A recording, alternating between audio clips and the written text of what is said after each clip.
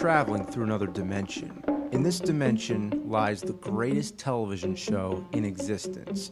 This is the Twilight Zone. Beyond its tongue-in-cheek science fiction exterior, we uncover a kind of wisdom, supernatural stories that reflect real human trials, a chord that rings the perfect harmony of both fantasy and reality.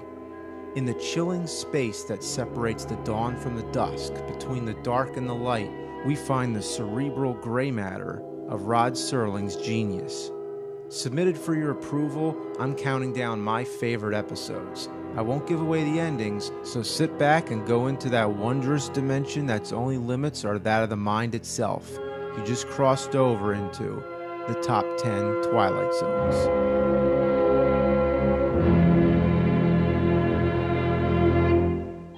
Number 10, The Little People. Two Voyagers are stranded on a deserted planet of rocks and dust. But it turns out it's not deserted. There's a whole population of people the size of ants. The commander wants to get the ship running and get off the planet, but the co-pilot is too preoccupied with living his dream, being a god to the little people. The little people did that. They did it overnight. What do you give them in return, Craig? I won't tramp my feet down on their towns.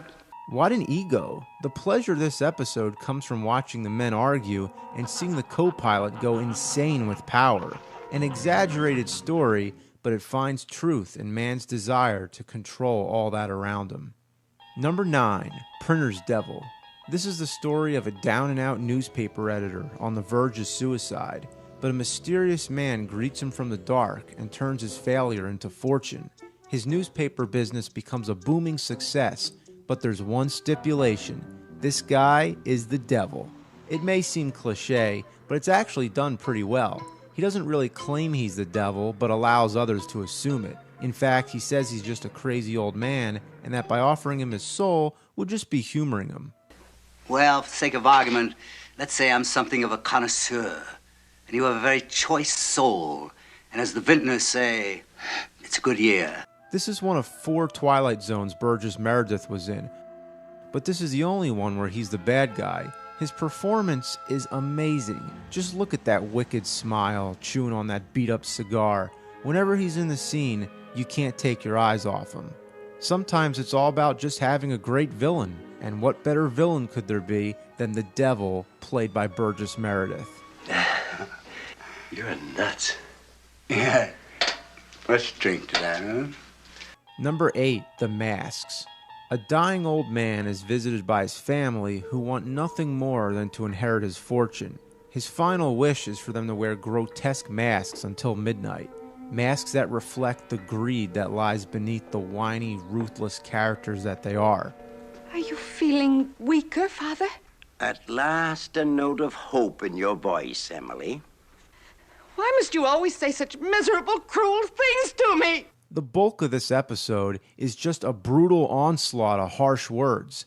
His pleasure is the giving of pain, and from this he feels the same sense of fulfillment most human beings get from a kiss or an embrace.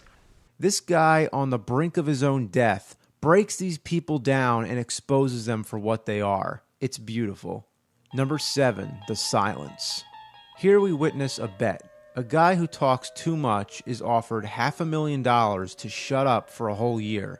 That means he has to spend the entire year locked in a room. If he speaks a single word, he loses the wager. The other guy keeps taunting him, trying everything he can to make him talk. He even stoops as low to say his wife is out cheating on him. It's all about dirty tricks, and neither one of these men have intentions of playing it honest, and that's why it's so riveting. Number 6, What's in the Box? Okay, this is the closest I'm going to come to revealing the whole plot. You'll see why. What we have here is a bickering husband and wife, the most unhappy marriage ever. Shut up.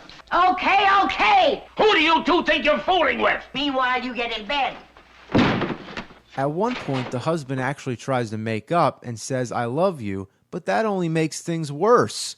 It's you I'm in love with. I'd take a butcher knife to you if you weren't in bed and out of your right mind. Who's out of his right mind? You are! What's this woman's problem? She's such a horrible bitch.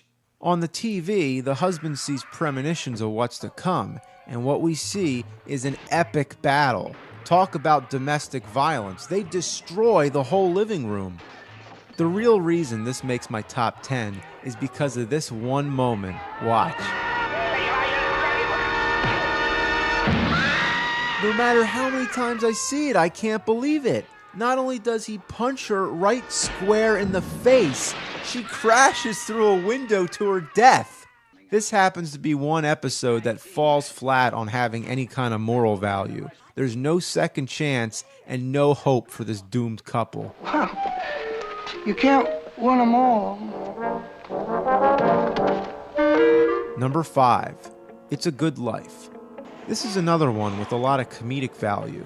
It's about a nasty kid who's born with supernatural powers. The family around him is trapped into doing whatever he says, in constant fear that he's going to do horrible things to them. Anthony, are you making it snow? Yes, I'm making it snow. Why, that'll ruin half the crops. You know that, don't you? Half of the crops. That's what that'll... Dad.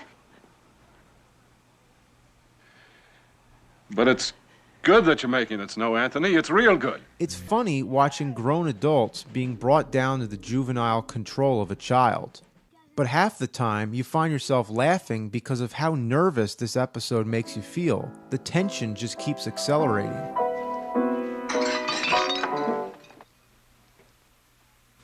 Don't make any noise when the music's playing. I don't like any noise when the music's playing. And I can't help but feel it's trying to make some kind of comment on society, maybe. How everybody acts the same way, and nobody wants to dare be the one to break the mold. Number 4, Eye of the Beholder. The whole episode takes place in a dark hospital room. A woman with an abnormal face is undergoing some kind of plastic surgery. All she wants is to look normal and not be outcast as some sort of a freak. There's a lot of sadness here, great acting, great camera work, but what's the payoff? Why is it so good? You really just have to see it. Number 3, A Game of Pool. Here we have a pool shark who wants nothing more than to be the best at something. He wishes for a chance to challenge the pool champion, Fats Brown. Only problem, Fats is dead. But this is the Twilight Zone and he gets his wish. But not without being put under some pretty tight pressure, for this is a game of life or death. This episode couldn't be simpler. It's just two guys playing pool. But the dialogue is so well written, the conversation goes so deep to even touch upon the very meaning of life. We have a top-notch performance by Jack Klugman as the bitter challenger who just wants his respect, and Jonathan Winters as the calm champion willing to give a chance to pass his torch and words of wisdom. Number 2, Living Doll. A strict stepfather's angry when his wife and daughter come home with an expensive talking doll. The guy's an asshole. Daddy, please. I'm not your daddy. But you can sympathize with him because the doll starts saying mean things. My name is Talkie Tina, and I don't think I like you.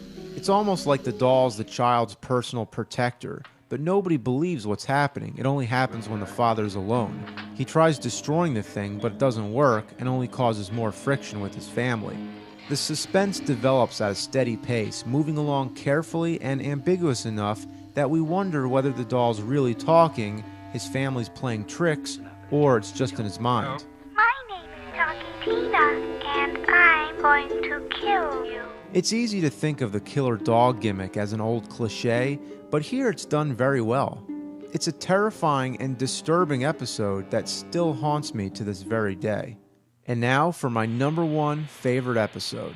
Number 1, Walking Distance. Yeah, that's Walking Distance. It's about a tired businessman who, while waiting for his car at the mechanic, goes for a little walk to pass the time. He ends up at the old neighborhood where he used to live as a child, and he finds the place just the same as he last saw it. He realizes he's actually stepped back in time to witness his own youth. He embraces it with sentimental longing, but the world he's left doesn't embrace him back. This episode leaves you with a bittersweet feeling, and you can relate to it. Everybody at some time wants to go back to their past, but this episode tells you how important it is to live your life in the present. You've been looking behind you, Martin. Try looking ahead. I don't know how else to explain it, but I just feel touched by it, and it makes it my favorite Twilight Zone.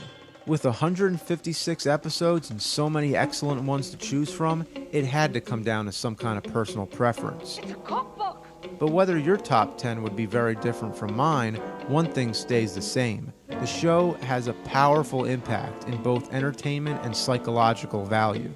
It was way ahead of its time. I'm sure you're already familiar with the show, but maybe you haven't seen some of these episodes. I highly recommend you give them a watch next time you enter the Twilight Zone.